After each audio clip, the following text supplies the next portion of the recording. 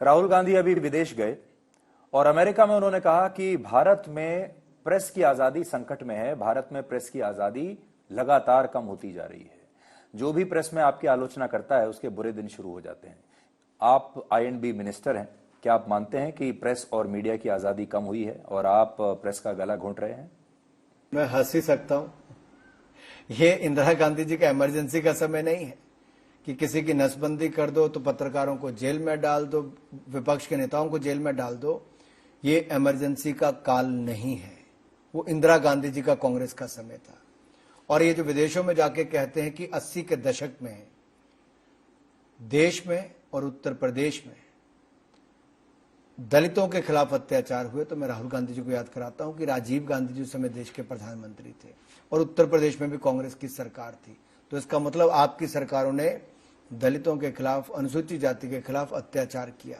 1984 में सिखों का नरसंहार, महिलाओं का बलात्कार और हत्या करने का काम कांग्रेस के नेताओं की शह पर हुआ, लेकिन उन्होंने कभी सिखों को न्याय नहीं दिलाया जी।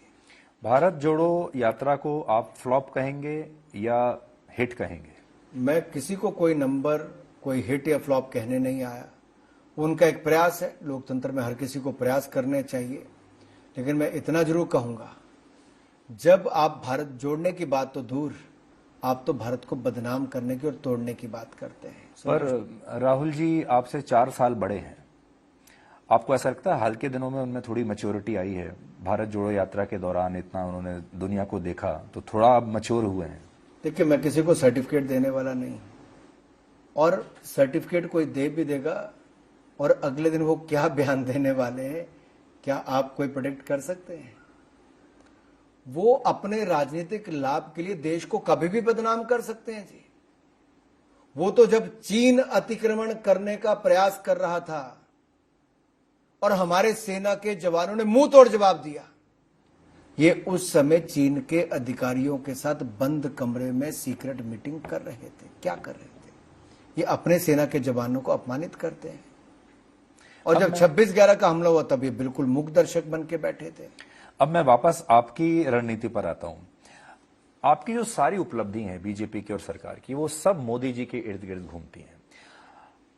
अगर मोदी जी का सम्मान होता है पूरी दुनिया में तो आप कहते हैं भारत का सम्मान हो रहा है, और अगर मोदी जी की आलोचना होती है तो आप कहते हैं भारत की आलोचना हो रही है। ये मोदी जी की आलोचना नहीं है, ये भारत की आलोचना है। सो ये वैसा ही समय नहीं आ गया है जैसे Indira is India and India is Indira, वैसे ही Modi is India and India is Modi? ऐसा नहीं है। वो कहते हैं कि भारत में लोकतंत्र खत्म हो रहा है। वो कहते हैं कि ईवीएम, अब कर्नाटक जीत जाओ तो ईवीएम की कोई चर्चा नहीं, हिमाचल जीत जाओ तो ईवीएम की कोई चर्चा नहीं, तब लोकतंत्र भी ठीक है, तब ये जीत गए, तब राहुल गांधी को श्रेय है। लेकिन आप चुनाव हार जाओ तो ईवीएम पे ठीकरा फोड़ो, इलेक्शन कमीशन पे ठीकरा फोड़ो। जो पूरी दुनिया भारत के इलेक्शन कमीशन को एक ऐसी नजर से देखती है कि कमाल, 140 करोड़ के देश में इतना बड़ा चुनाव इतनी पारदर्शिता के साथ, बगैर हिंसा के साथ करवाते हैं और रिकॉर्ड समय के अंदर उसके रिजल्ट आते हैं साहब। दुनिया के बड़े बड़े देशों में नहीं हो पाता। ये उसके ऊपर प्रश्न चिन्ह खड़ा करते हैं, ये देश की मीडिया के ऊपर प्रश्न चिन्ह खड़ा करते हैं, ये देश की जुडिशरी के ऊपर प्रश्न चिन्ह खड़ा करते हैं, ये संवैधानिक संस्थाओं का भी सम्मान नहीं करते। और वो दल और वो परिवार जिसने देश में 65 साल तक राज किया,